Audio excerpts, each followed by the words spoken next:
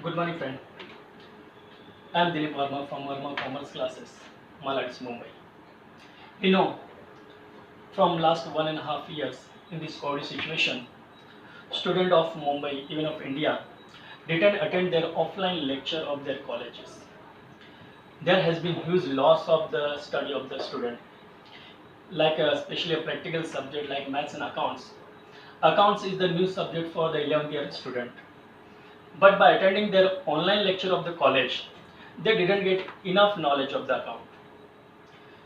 To minimize their loss of their study of account, we will today see there is a new topic, final account, subject bookkeeping accountancy, standard 11th. Final account is this is a topic which is the only topic. Final account is the only topic which is covered in all upcoming standard in 12, 13, 14, 15. You can see in MCOM, CA, BAD. In all standard, this topic will be covered. Means this topic is important for us. Okay. Then we will see how to prepare the final account. How to prepare the final account. Look at here. Just a minute. What is final account? Final account is the account which is prepared at the end of the year to find out the loss or gain in the business and to find out the financial position of business. In short, we can say final account is the account which is prepared at the end of the year to find out the profit or loss of the business and financial position of the business. Final account includes, there is the three account, means two account, we can say trading account, profit loss account, and is the balance sheet. It is a note account. It's a statement showing the financial position of the business. Means there is only two account, trading account and profit and loss account, and one is the statement, we can say it's balance sheet. We show the financial position, means we show the liabilities and asset. Now look at different. We have to see what item comes under the head of trading account, what item come under the head of profit loss account, and what item come under the head of balance sheet. ठीक है? Now look at different. ध्यान देना भी यहाँ पे. चलो 11th के student के लिए बहुत इंपॉर्टेंट, एकदम ध्यान देना. तो यहाँ पे आप देख सकते हो मैंने ट्रेडिंग अकाउंट बनाया, प्रॉफिट लॉस अकाउंट बनाया और बैलेंस शीट भी मैंने यहाँ पे बनाया. तो यहाँ पे क्या आएगा? What's come in the debit side of trading account. चलो मैं बताता हूँ, ध्यान देना एक बार. इजी टॉपिक है, ज़्यादा हार्ड नहीं रहता है, स्टूडेंट्स के लिए टफ लगता है, बट आप इसको एक बार यहाँ पे मेरा जो वीडियो लेक्चर आप देखोगे तो इजी बन जाएगा, कोई तकलीफ वाली बात नहीं. ध्यान देते रहना. देखो ट्रेडिंग अकाउंट में क्या आएगा, सुनो यहाँ पे. ये ट्रेडिंग अकाउंट है. Assume that this is the factory account. This is the factory account. इसको मान के चलना कि ये फैक्ट्री अकाउंट है, और ये प्रॉफिट लॉस अकाउंट को मान के चलना कि ऑफिस, ये अपना क्या है, ऑफिस है. तो थोड़ा इजी हो जाएगा आपके लिए. देखना यहाँ पे क्या होता है. तो ट्रेडिंग अकाउंट में क्या आएगा, तो यहाँ पे मैं आपको बता दूं, if goods comes in our factory then trading account debit side. If goods comes in our factory then we have to write trading account debit side. अगर हमारे फैक्ट्री में माल आता है तो ट्रेडिंग अकाउंट के डेबिट साइड हमको लिखना है. अगर हमारे फैक्ट्री से माल जाता है तो ट्रेडिंग अकाउंट के क्रेडिट साइड लिखना है. चलो मैं आपको शॉर्टकट में एक बार यहाँ पे लिख देता हूँ. Goods comes in and here goods goes out. ठीक है. तो माल आया तो ट्रेडिंग अकाउंट डेबिट साइड और माल गया तो ट्रेडिंग अकाउंट के क्रेडिट साइड. आपको मैं एक सवाल पूछता हूँ. परचेज करने पे मतलब खरीदने पे हमारे पास माल आता है कि जाता है, तो डेफिनेटली हम खरीदने पे माल आता है, और माल आया तो ट्रेडिंग अकाउंट के डेबिट साइड. तो इसलिए परचेज हम लोग यहाँ पे लिखते हैं सर, टू परचेज, क्योंकि माल आ रहा है. सपोज मैंने माल खरीदा यहाँ पे 3 लाख रुपीज का. ओके, 3 लाख रुपए का मैंने माल खरीदा. अब आप कभी भी मुझे स्टूडेंट्स पूछते हैं सर ये 2 कॉलम आपने किस बात के लिए बनाए, ये कॉलम भी दिख रहा है, ये कॉलम भी दिख रहा है, आपने इस कॉलम में ही क्यों लिखा, इस कॉलम में क्यों नहीं लिखा. तो फिर ये जो फर्स्ट कॉलम है इसको बोलते हैं इनर कॉलम. क्या बोलते हैं इसको, इनर कॉलम. और सेकंड वाले कॉलम को हम क्या बोलते हैं, आउटर कॉलम. जब हमको किसी चीज का कैलकुलेशन करना होता है, किसी में कुछ प्लस माइनस हमको करना होता है तो हम इनर कॉलम में लिखते हैं, और किसी भी चीज में हमको कुछ प्लस माइनस नहीं करना तो then we can write in outer column. तो हम उसको क्या लिखते हैं, आउटर कॉलम में हम लोग लिखते हैं. ठीक है. देखिए सुन रहे, मैंने इनर क्यों लिखा, देखो 3 लाख का मैंने माल खरीदा था. उसमें सपोज हो सकता है कि 50,000 का माल मुझे अच्छा नहीं लगा, मैंने जिस इंसान से मैंने खरीदा 50,000 का माल मुझे पसंद नहीं आया, तो उसको मैं रिटर्न कर दूंगा. क्या कर दूंगा, उसको मैं रिटर्न कर दूंगा.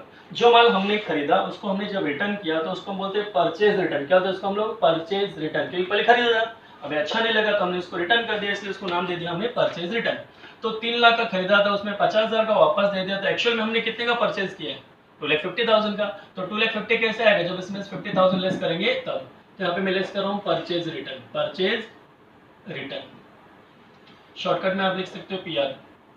चलो 50,000 का माल मैंने वापस दे दिया सामने वाले, तो एक्चुअल मैंने परचेज कितना का किया, 2,50,000 का, ठीक है। और उसके बाद बात करते हैं सेल करने पे माल आता है कि जाता है। चलो हम लोग बिजनेसमैन, पहली बात तो मान के चलना पड़ेगा, assume that we are a businessman, we are a businessman, हम लोग को बिजनेसमैन मान के चलना पड़ेगा, ठीक है। चलो अभी हमने सेल किया, क्या कि हमने माल खरीदा, तो बिजनेसमैन को माल बेचना भी पड़ता है, ठीक है। अगर हम माल बेचेंगे तो हमारे पास से माल आएगा कि जाएगा, तो डेफिनेटली जाएगा, और मैं लिख के दिया यहाँ पे माल आया तो ट्रेडिंग अकाउंट डेबिट साइड और माल गया तो ट्रेडिंग अकाउंट के क्रेडिट साइड। तो डेफिनेटली सेल करने पे माल जाता है, इसलिए ट्रेडिंग अकाउंट के क्रेडिट साइड। सेल किया, सपोज मैंने सेल किया 5 लाख रुपए का माल, 5 लाख रुपीज का मैंने सेल किया। अगेन मैंने कोई इनर कॉलम में लिखा है क्योंकि मैं कुछ प्लस माइनस करने वाला हूँ, ठीक है। देखो तो 5 लाख रुपए का मैंने माल बेचा है, उसमें से हो सकता है कि सामने वाले कस्टमर को 1 लाख का माल पसंद नहीं आया, मैंने माल बेचा, लेकिन हो सकता है उसको अच्छा नहीं लगा भाई, उसने रिटर्न कर दिया मेरा माल।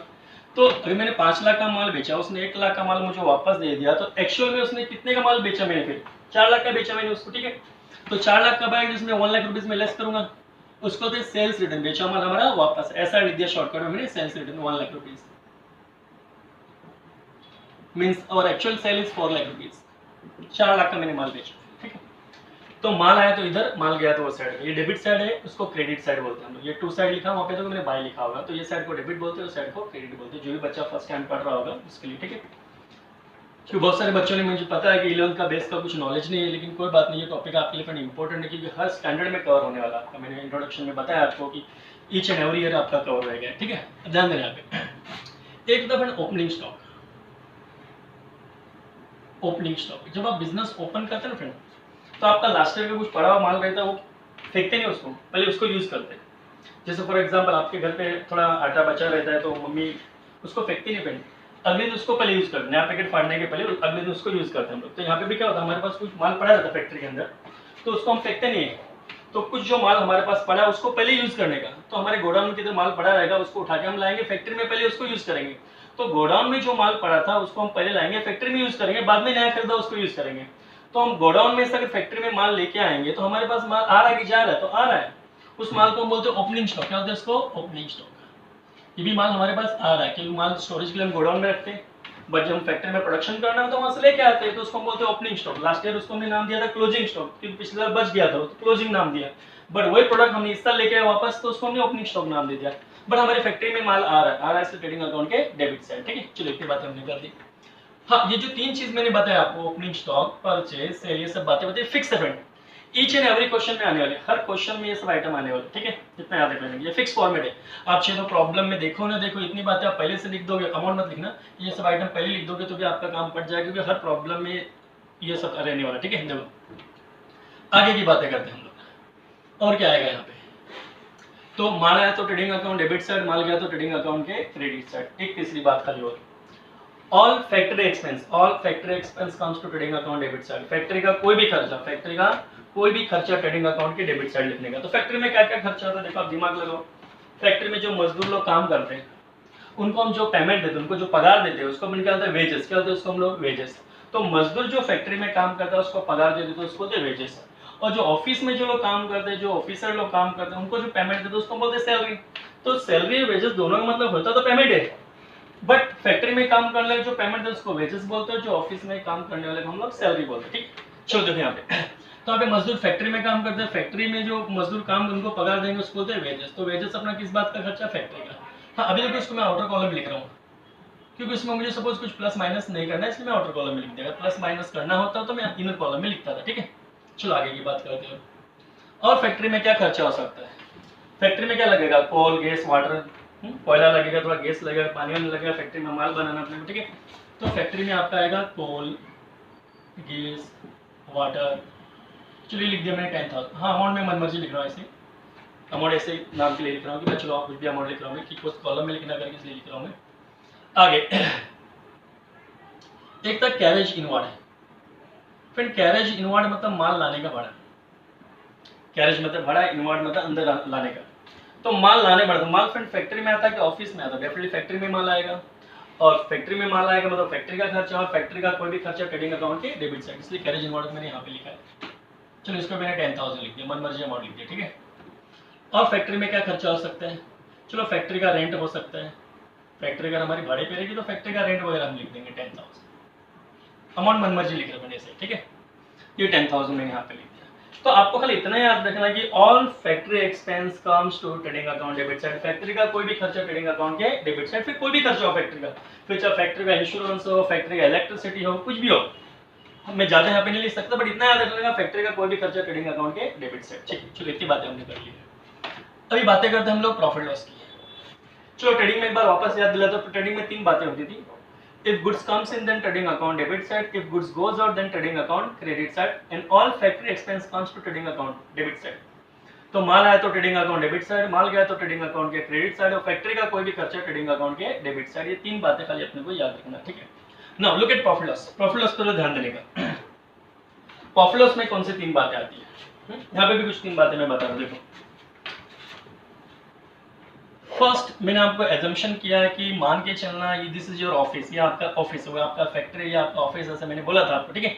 तो all office expense, all office expenses, office का कोई भी खर्चा प्रॉफिट लॉस के डेबिट साइड, ऑफिस का कोई भी खर्चा प्रॉफिट एंड लॉस के डेबिट साइड। ऑफिस में क्या क्या खर्चा होता है, दिमाग लगाओ, सोचो, रट्टा मारने के लिए सोचो। अगर हमने ऑफिस ओपन किया उसमें क्या क्या खर्चा आ सकता है, तो सिंपली पहले ऑफिस ओपन किया तो ऑफिस का रेंट जाएगा, तो you can say office rent. और ऑफिस में क्या क्या एक्सपेंस हो सकता है आपका, ऑफिस में अभी ऑफिस हमने ओपन किया तो उसके अंदर एक आदमी को बैठाना पड़ेगा, वो फोकट में तो काम करेगा नहीं, उसको पेमेंट देना पड़ेगा। और ऑफिस में जो वर्क कर रहे हो उसको हम जो पेमेंट देंगे उसको बोलते हैं सैलरी। यहाँ पे सैलरी भी आपका ऑफिस का खर्चा है। चलो अमाउंट यहाँ पे झूठ मूठ का लिख दिया मैं, यहाँ पे लिख देता हूँ आउटर में, सपोज 5,000, यहाँ पे भी 5,000, ठीक है। हाँ, और क्या लग सकता है आपका ऑफिस में, अभी ऑफिस में जिस इंसान को हमने बैठाया वो थोड़ा बहुत तो काम करेगा। अभी उसको काम करने के लिए कुछ चाहिए, पेन पेंसिल इरेजर वगैरह कुछ चाहिए, लिखने के लिए पेड वेड कुछ चाहिए, नोटबुक वगैरह चाहिए, सबको अपन निकालते हैं स्टेशनरी, निकालते हैं सबको स्टेशनरी। तो आपकी स्टेशनरी वो आपकी ऑफिस के एक्सपेंस में आएगा। प्रिंटिंग एंड स्टेशनरी बोल सकते हो इसको आप, प्रिंटिंग एंड स्टेशनरी, ठीक है। चलो यहाँ पे 5,000 मन मर्जी अमाउंट लिख रहे हैं, ठीक है। हाँ, और बोलो, और ऑफिस में क्या क्या खर्चा हो सकता है आपका। ऑफिस में थोड़ा नाश्ता पानी चाय पानी भी होता है, तो उसको नाम देंगे हम सन्ड्री एक्सपेंस, सन्ड्री एक्सपेंस। चलो ये भी 5,000 लिख दिया हमने। फिर जो टेलीफोन चार्जेस भी लगता है, ऑफिस में इंसान को बैठा हो थोड़ा बहुत तो काम करेगा ना फ्रेंड, तो उसको टेलीफोन चार्जेस का खर्चा आएगा, टेलीफोन चार्जेस, ये भी बोल दिया सपोज 5,000, ठीक है। तो ये ऑफिस से एक्सपेंस हो गए, नाश्ता पानी चाय पानी जो भी है, सैलरी ऑफिस रेंट वगैरह लिख दिया हमने अंदाज, ठीक है। फिर और बातें हम करते हैं। तो मैंने 3 बातें बोली थी अभी, तो ऑफिस एक्सपेंस हुआ, और दूसरी बात all selling expense comes to profit loss debit side. माल बेचने का कोई भी खर्चा, माल बेचने का कोई भी खर्चा। आपको मैंने पहले एजम्पशन किया था हमने कि हम लोग बिजनेसमैन है भाई, तो बिजनेस में तो माल बेचेगा ना, फिर माल बेचने के उसका खर्चा भी तो करना पड़ेगा। तो all selling expense, all selling and distribution expense, selling expense आपके लिए लिख देता हूँ, या सेलिंग एंड डिस्ट्रीब्यूशन भी बोल सकते हैं, ठीक है। तो माल बेचने का खर्चा, तो माल बेचने के लिए हम लोग क्या क्या करते हैं, सोचो, दिमाग लगाओ। एडवर्टाइजमेंट करते हैं, आजकल जो एड चल रहा है फ्रेंड, माल बेचने के लिए करते हो, ठीक है। तो एडवर्टाइजमेंट करेंगे, सेल्समैन को कमीशन देंगे, सेल्समैन को सैलरी देंगे, ठीक है, वो सब बातें देखो। तो एडवर्टाइजमेंट, चलो एडवर्टाइजमेंट के लिए दे दिया मैंने 10,000, ठीक है। और माल बेचने के लिए हम लोग क्या करते हैं, कमीशन देंगे, ये मैंने दे दिया कमीशन 10,000। और माल बेचने के लिए हम लोग क्या करते हैं बोलो, डिस्काउंट देते लोगों को, भाई डिस्काउंट का ऑफर लगाते ना भाई, इतने भी इतना डिस्काउंट देंगे करके, तो वाला, और 10,000 लिख दिया सपोज। और माल बेचने के लिए हम लोग क्या करते हैं, सोचो, सेल्समैन को सैलरी देंगे, सेल्समैन सैलरी। और माल बेचने के लिए शोरूम भी बनाते हैं, तो शोरूम रहेगा तो माल फटक से बिकेगा आपका, तो उसको हम बोल सकते हैं शोरूम एक्सपेंसेस। और माल बेचने के लिए हम लोग क्या क्या करते हैं, माल बेचने के लिए अपना गाड़ी यूज़ करते हैं, हम डिलीवरी वैन यूज़ करते हैं।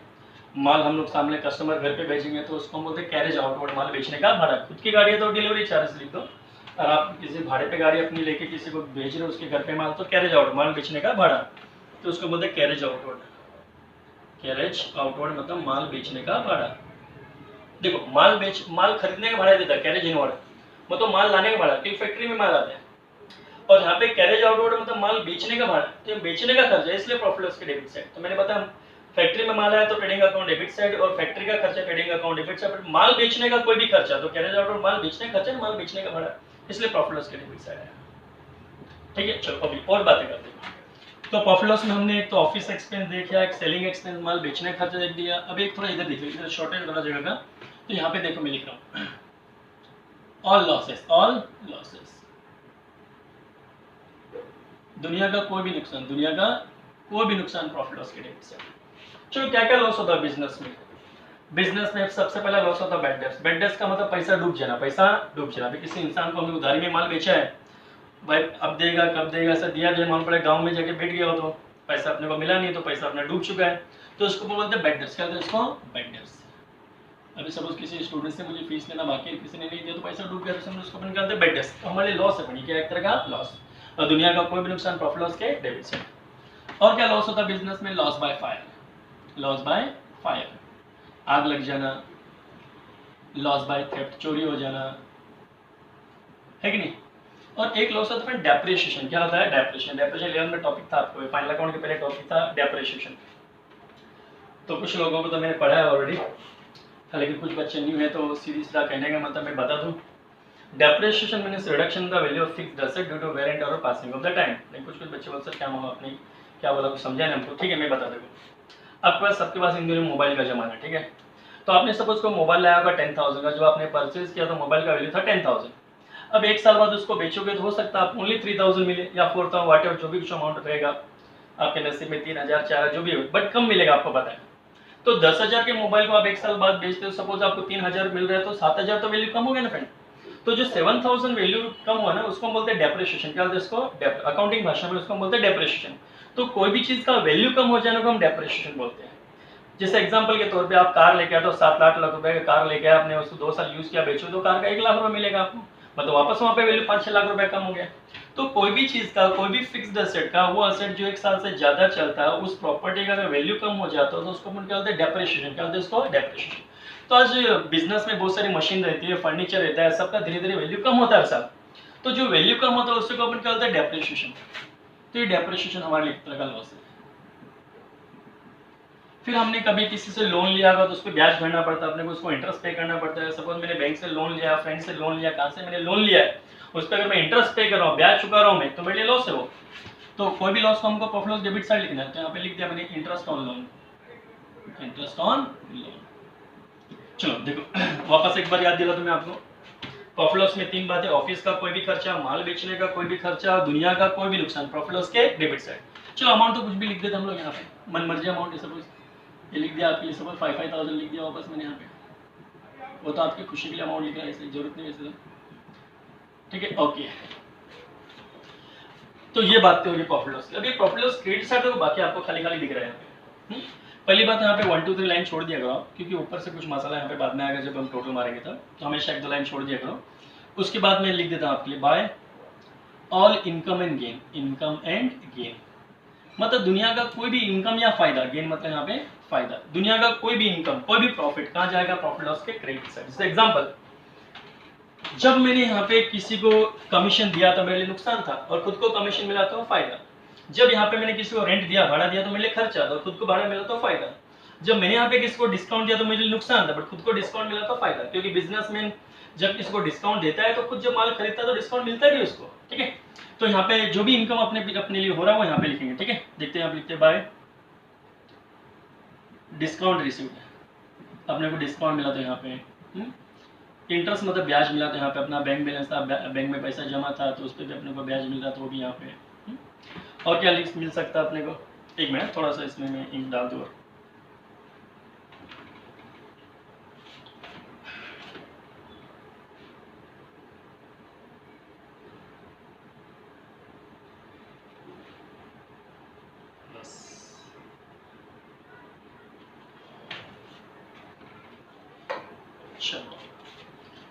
तो चलो डिस्काउंट अपने को मिल गया। सपोज यहाँ पे 2,000 लिख देता हूँ, मनमर्जी अमाउंट, और यहाँ पे भी लिख दिया। चलो डिस्काउंट मिला, इंटरेस्ट मिला, वहाँ पे जो पैसा डूब गया था अपने लॉस था वो, बट डूबा पैसा कभी भी वापस मिल जाता फ्रेंड। कोई बहुत ईमानदार स्टूडेंट होता है, मुझे लाके देते हैं, कुछ कुछ बच्चे तो मुझे शादी के बाद भी लाके दिए बहुत से लोग ने, ठीक है। तो यहाँ पे जो डूबा पैसा वापस मिलता है फ्रेंड, उसको बैड डेब्ट्स रिकवरी कहते हैं, उसको बैड डेब्ट्स रिकवरी। डूबा पैसा वापस मिल गया, तो फायदा हो गया ना फ्रेंड, डूबा पैसा वापस मिल गया। तो बैड डेब्ट रिकवरी 2000 बराबर। तो यहाँ पे आपका बैड डेब्ट रिकवरी, आपको प्रॉफिट हुआ यहाँ पे। और कभी कभी प्रॉफिट होता है, profit on sale of asset. कोई आपने असेट मतलब कोई भी आपने मशीन, बिल्डिंग, फर्नीचर कुछ बेच दिया तो वहाँ पे थोड़ा प्रॉफिट हो जाता था आपको, वो लिख दो यहाँ पे, ठीक है। तो ये सब आपका इनकम एंड गेन, जो भी भाड़ा वाड़ा मिल गया, कुछ भी मिल गया आपका, जो भी आपका इनकम होता है यहाँ पे आप लिख देंगे, ठीक है। चलो ये बातें होगी यहाँ पे। अब बैलेंस शीट की बातें करते हैं। इसमें ये इजी है, कुछ हार्ड नहीं, टफ नहीं इसके अंदर। देखो सबसे पहले हम बात करते हैं एक बार असेट साइड की। असेट मतलब प्रॉपर्टी।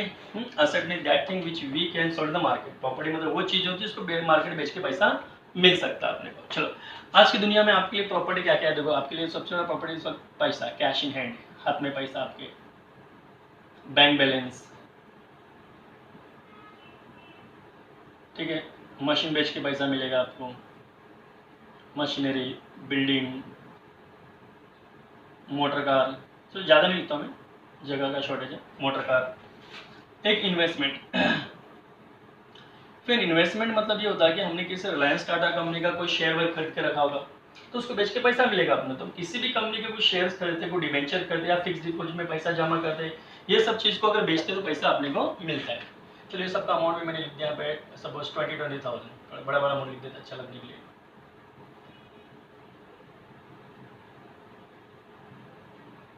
तो आप ऑब्जर्व करोगे कि सर आप तो बाहर वाले कॉलम में लिख रहे हो, ये अंदर वाला कॉलम आपने क्यों बनाया है।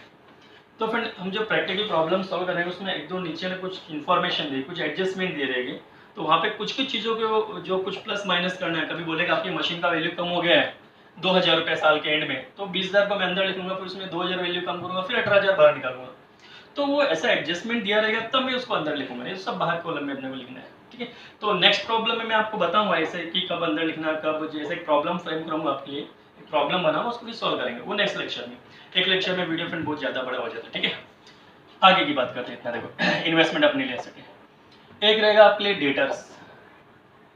चलो डेटर, फिर डेटर एक इंसान होता है जिसको हमने उधारी में माल बेचा, जिससे पैसा लेना बाकी है। तो debtor is a person from whom we have to receive money, जिसके पास हमको पैसा लेना बाकी है। किसको उधारी माल बेचा होगा, किसी स्टूडेंट से मुझे फीस लेना बाकी होगा। तो जिस स्टूडेंट से मुझे फीस लेना बाकी है, जिस कस्टमर को मैंने माल बेचा होगा उससे मुझे पैसा लेना बाकी है, उस कस्टमर को हम क्या कहते हैं, डेटर। क्या कहते हैं इसको, डेटर। और डेटर मेरे लिए एसेट है क्योंकि इससे मुझे पैसा मिलने वाला, ठीक है। चलो तो यहाँ पे सपोज लिख दिया मैंने 1 लाख रुपए मिलने वाला, एसेट है मेरे लिए। बिल्स रिसीवेबल अपने लिए एसेट होता है। बिल्स रिसीवेबल तो आपने नाम चलो सुना कि नहीं सुना, मैं बता देता हूँ।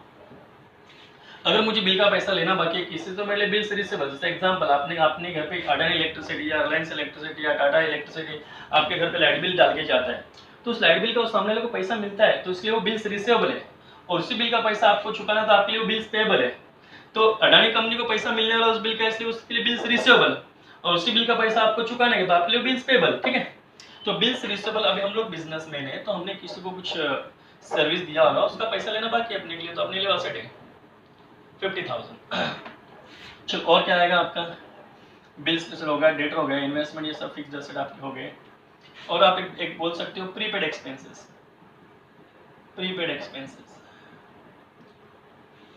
फ्रेंड, प्रीपेड मतलब होता है एडवांस। क्या होता है एडवांस, आपने किसी को एडवांस में कुछ दिया। जैसे एग्जांपल, मैंने रूम वाले को एडवांस में भाड़ा दिया, सपोज उसको मैंने 12 महीने का भाड़ा एक्स्ट्रा दे दिया, तो उसको बोलते हैं प्रीपेड रेंट। रेंट मतलब जो भाड़ा मैंने उसको एडवांस दिया, प्रीपेड मतलब उसको एडवांस दिया। प्रीपेड सैलरी मतलब टीचर को मैंने एडवांस में सैलरी दिया। अगर मैंने किसी को एडवांस में कुछ पैसा दे के रखा, मतलब मेरा पैसा वहां पे जमा है, अगर मुझे नहीं रहना तो पैसा मैं उससे वापस ले सकता हूँ। तो जो पैसा मुझे वापस मिल सकता है तो मेरे लिए वो एसेट है फ्रेंड। क्या मेरे लिए एसेट, क्योंकि मैंने एडवांस में पैसा दिया, भाई सामने को ज्यादा दिया मैंने, ठीक है। तो किसी को ज्यादा पैसा हमने दे के रखा है तो हमारे लिए एसेट है, क्योंकि पैसा हमारा वहां पे जमा है। चलो 10,000 में लिख दिया यहाँ पे। और बातें करते हैं, ये प्रीपेड एक्सपेंस की बात हो गई। और सपोज एक लिख देते लोन्स टू फ्रेंड। मैंने दोस्ती यार में किसी को लोन दिया, किसी राम शाम किसी को भी मैंने लोन दिया, हमने लोन दिया किसी को। अगर हमने किसी को लोन दिया तो हमारा पैसा जमा, एक दिन वापस मिलेगा अपने लिए, हो गया सेट है। सपोज मैंने 50,000 यहाँ पे लिख दिया। एक आपका गुडविल, गुडविल, कॉपीराइट, ट्रेडमार्क,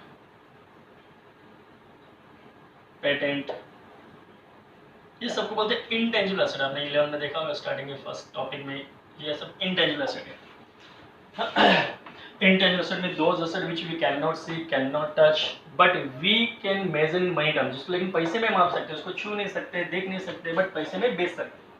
हाँ, गुडविल मतलब आपका रेपुटेशन, रेपुटेशन मतलब जो मार्केट में आप नाम कमाना है। अभी टाटा कंपनी ने बहुत सारा नाम कमाया, तो अपना टाटा नाम किसी को बेचता और पैसा लेता है। अभी आपने ऑब्जर्व किया कि टाटा कंपनी के बहुत सारे प्रोडक्ट है, टाटा नमक है, टाटा एसी है, टाटा टी है, टाटा शर्ट, सब कुछ है, लेकिन असली कंपनी तो टाटा मोटर कंपनी उसका। वो वहाँ पे ध्यान देता है, तो उसका फिर टाटा टी कौन बनाता, तो अपना नाम उसने बेच दिया किसी को, जिसको लगता है मुझे यार कुछ बिजनेस ओपन करना है और टाटा नाम से ओपन करो तो फटाफट बिकेगा, तो टाटा के पास जाएगा, टाटा भाई तेरा नाम दे, तो टाटा उसको फ्री में नाम नहीं देगा, कुछ पैसा लेगा उससे, बोले ला बात 2 करोड़ रुपए ला और मेरा नाम यूज कर बना के बेच, टाटा बिकेगा तेरा नाम से। वैसे आज टाटा टी बिकता है, तो टाटा दाल भी आजकल बिक रहा है शक्ति करके, कि नहीं, तो टाटा नाम से अच्छे खासे प्रोडक्ट बिक जाते हैं, क्योंकि उसने नाम कमा के रखा है, रेपुटेशन कमा है, गुडविल कमा के रखा उसने। कॉपीराइट है, और आपने कुछ बनाया है और किसी को कॉपी करने देना है, तो पैसा लेके कॉपी करने दो। बहुत से लोग गाना गाते हैं, दूसरों को कॉपी करना अलाउड करते हैं, भाई मेरा गाना तो कॉपी कर सकता है, या फिर मेरा लिखा हुआ कुछ कॉपी कर सकता है, तो पैसा लेके आप दे सकते हो। तो पैसा लेके आप किस चीज को दे रहे हो, आपके पास पैसा आ रहा, मतलब आपके लिए वो एसेट है, इसलिए सबको इंटेंजिबल एसेट बोलते हैं। ट्रेडमार्क, पेटेंट, ये सब आपको डिटेल में मैं बाद में बता दूंगा, ठीक है। इसमें क्या है, चलो इतनी बातें हमने कर ली। चलिए यहाँ पे अमाउंट मैंने लिख दिया 1-1 लाख रुपया फटक से, क्योंकि टाइम का शॉर्टेज है, इसलिए मैं स्पीड में जा रहा हूँ, बाकी आपको नेक्स्ट लेक्चर में बता दूंगा। चलो अभी यहाँ पे बातें करते थोड़ी सी। यहाँ पे आ गया कैपिटल, चलो कैपिटल। अभी कैपिटल मतलब जो हमने बिजनेस स्टार्ट करने के लिए बिजनेस में जो पैसा लगा तो उसको हम बोलते हैं कैपिटल। क्या था इसको, कैपिटल मीन्स मनी और money is worth invested into the business to start a business is called capital.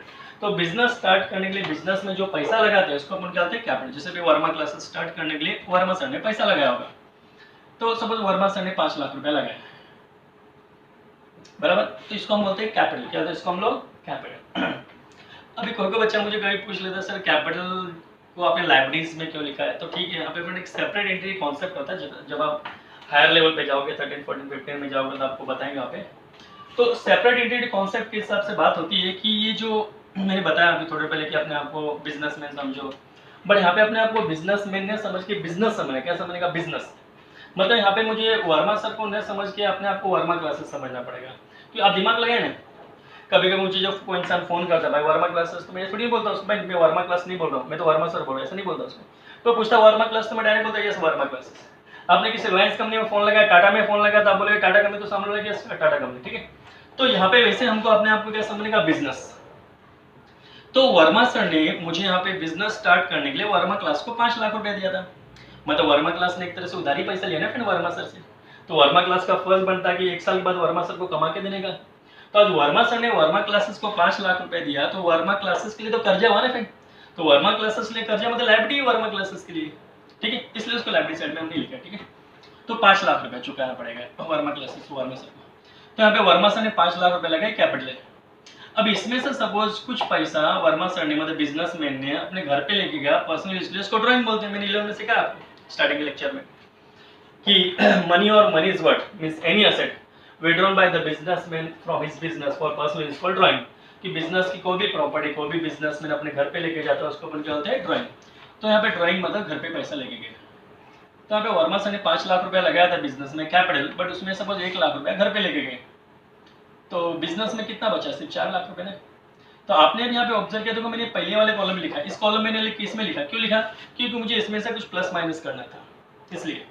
अभी 4 लाख रुपए बचा, अगर मेरे बिजनेस में यहाँ पे प्रॉफिट होता है, अगर मेरे बिजनेस में यहाँ पे क्या होगा, प्रॉफिट होएगा, तो यहाँ पे मेरा बिजनेस में लगा पैसा बढ़ेगा, अगर लॉस होएगा तो नहीं बढ़ेगा, ठीक है।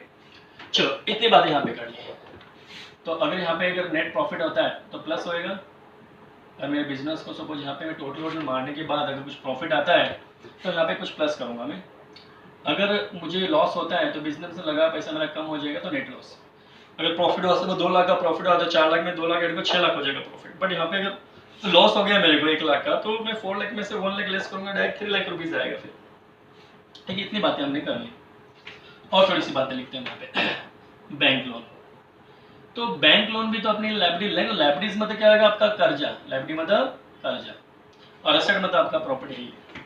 तो आपने सपोज बैंक से आपने लोन लिया सपोज 2 लाख रुपीज का, तो this is liability for you, और आपने सपोज बिल्स पेबल, बिल का पैसा चुकाना बाकी है आपको, तो ये भी आपके लिए कर्ज है, लाइबिलिटी 1 लाख रुपीज।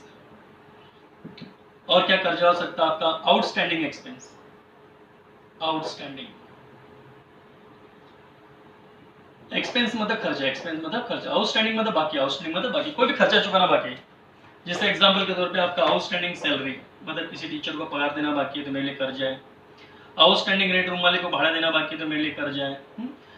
अब मजदूर को पगार देना बाकी तो आउटस्टैंडिंग वेजेस। तो कोई भी आउटस्टैंडिंग खर्चा है वो आपके लिए क्या कर्जा है। सपोज मैं यहाँ पे 5,000 करके 2 बार लिख दिया तो 10,000 आपका सपोज ये कर्जा है। एक रहेगा आपका bank overdraft, bank overdraft, bank overdraft मतलब बैंक में जितना पैसा आपका जमा था उससे ज्यादा पैसा आपने निकाल लिया। तो कोई मुझे बच्चा बोलता है सर हमको तो आज तक बैंक वाले ने दिया नहीं कि बैंक में 1 लाख जमा था तो मुझे 1.5 लाख दे देगा, फिर आप लोग को नहीं मिलता है। एक्चुअली जो बिजनेसमैन होते हैं जिन्होंने करंट अकाउंट ओपन किया रहता है बैंक के अंदर, 3-4 अकाउंट रहता है, fix deposit, saving account, current account, तो जिसने करंट अकाउंट ओपन किया रहता है, जैसे फॉर एग्जाम्पल मैं बता दूं ऐसा क्या होता है। सपोज मेरा बैंक में 1 लाख रुपए जमा है और मेरे पास कोई टीचर जॉब करता है, उसको मुझे पेमेंट करना 1,20,000 और मेरे बैंक में 1 लाख रुपए है और उसको 1,20,000 का मैंने चेक दे दिया, चल दे 1,20,000 का चेक बना के उसको दिया, वो बैंक में जाएगा, बैंक में अपना चेक डालेगा, तो 1 लाख रुपए मेरे बैंक में जमा और 1,20,000 का मैंने उसको चेक दिया, तो उसको 1,20,000 लेने का बैंक से। तो बैंक वाला मुझे फोन करेगा सर आपका बैंक में 1 लाख रुपए है और आप 1,20,000 का चेक देके बैठे हो, क्या करना बोलो, चेक को बाउंस करना है कि पैसा दे दो उसको। तो मैं बोलूँगा भाई पैसा पास कर दो उसको, तो पास करूंगा तो मेरे 1 लाख के खाते में से 1,20,000 देगा, बट 20,000 रुपए ज्यादा दिया ना बैंक ने, तो बैंक वाला मुझे बोलेगा सर आपका बैंक ओवरड्राफ्ट होएगा, आपको पैसा 6 महीने के अंदर चुकाना पड़ेगा ब्याज के साथ। मतलब ठीक है कोई बात नहीं, आपका जो 20,000 रुपए एक्स्ट्रा आपने दिया है वो मैं आपको चुका दूंगा। तो 20,000 रुपए जो एक्स्ट्रा बैंक वाले ने चुकाया सामने कस्टमर, तो मेरे लिए तो कर्जा वाला फ्रेंड, क्योंकि मुझे तो एक दिन बैंक को चुकाना पड़ेगा, इसलिए वो जो बैंक को 20,000 रुपए एक्स्ट्रा उसने बैंक ने दिया वो मुझे चुकाना पड़ेगा, उसको हम बोलते हैं बैंक ओवरड्राफ्ट। क्या होता है उसको? Bank overdraft. वो मेरे लाइब्रेरी रहता है, सपोज 20,000 रुपया चुकाना पड़ेगा, ठीक है, ये सब बात है। चलो एक बार वापस देखते हैं, एक बार वापस देखते हैं हमने जितना किया उतना, ठीक है। चलो सबसे पहले now look here, trading account prepare किया हमने, प्रॉफिट लॉस प्रिपेयर किया और एक बैलेंस शीट हमने प्रिपेयर किया, ठीक है। चलो तो यहाँ पे मैंने 3 बातें बता दी। If goods comes in then trading account debit side, if goods goes out then trading account के क्रेडिट साइड। माल आया तो ट्रेडिंग अकाउंट डेबिट साइड, माल गया तो ट्रेडिंग अकाउंट के क्रेडिट साइड। जैसे परचेज करने पे माल आया तो मैंने इधर डेबिट में लिखा, सेल करने पे माल जाता है इसलिए मैंने क्रेडिट में लिखा, ठीक है। और देखा अब बोले सर आपने सिर्फ सेल बताया और भी कुछ माल जाएगा, तो वो जाता ना फ्रेंड। जैसे भी कोई बिजनेसमैन अपने बिजनेस से सामान लेके गया घर पे पर्सनल यूज के, उसको ड्राइंग बोलते हैं। तो कोई भी बिजनेसमैन अपने बिजनेस से घर पे सामान लेके गया तो माल पता, माल तो गया ना फ्रेंड, माल आया तो डेबिट साइड, माल गया तो क्रेडिट साइड। यहाँ पे मैं लिख सकता हूँ गुड्स विथड्रॉन बाय प्रोप्राइटर। तो बिजनेसमैन अपने बिजनेस से सामान लेके गया सब 10,000 का, तो इधर कभी कभी हम लोग फ्री में भी माल बांट देते, हम बिजनेसमैन है, हम बिजनेस खोल के बैठे तो कभी फ्री में माल बांट दिया, तो फ्री में माल बांट दिया तभी भी तो माल जाएगा अपने पास से। माल आया तो ट्रेडिंग अकाउंट डेबिट साइड, माल गया तो ट्रेडिंग अकाउंट के क्रेडिट साइड, तो मैंने फ्री में माल बांटा तभी भी इधर आएगा by goods distributed as a free sample. चलो 10,000 लिख दिया। कभी कभी माल अपना आग से जल गया, क्या हो गया, लॉस बाय फायर, आग से जल गया। अभी आग से माल जल गया मतलब वापस माल गया अपना, तो माल गया तो वापस से तो लिखने का by goods loss by fire 10,000, बस इतना एक बार काफी। चलो तो माल आया तो ट्रेडिंग अकाउंट डेबिट साइड, माल गया तो ट्रेडिंग अकाउंट के क्रेडिट साइड, और फैक्ट्री का कोई भी खर्चा ट्रेडिंग अकाउंट के डेबिट साइड। प्रॉफिट लॉस में 3 बातें थी, this is 3 thing in profit loss, office expense, selling expense and your all losses.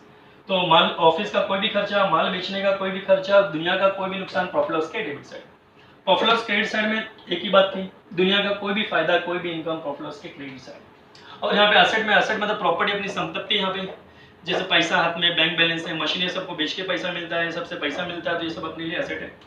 और ये अपनी लाइबिलिटी, कर्जा चुकाना पड़ेगा यहाँ पे, ये बैंक से लोन लिया, कर्जा चुकाओ, बिल्स पे भले कुछ खर्चा वर्चा बाकी, बैंक ऑर्डर चुके, वर्मा सर ने जो पैसा लगाया वो चुकाने का बाकी है, तो ये वर्मा क्लास के लिए कर्जा है, वो वर्मा क्लासेस के लिए एसेट है।